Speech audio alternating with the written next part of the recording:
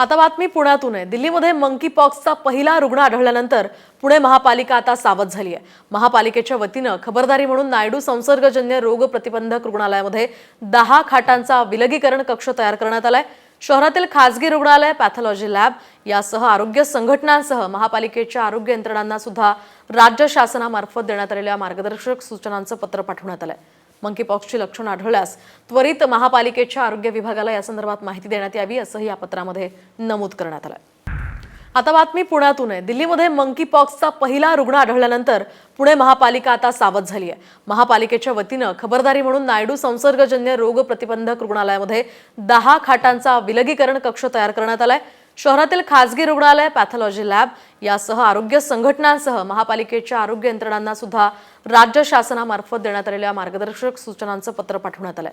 Monkey पॉक्सची लक्षणं आढळल्यास त्वरित महापालिकेच्या आरोग्य विभागाला या संदर्भात माहिती देण्यात यावी असंही या पत्रामध्ये नमूद करण्यात आलंय।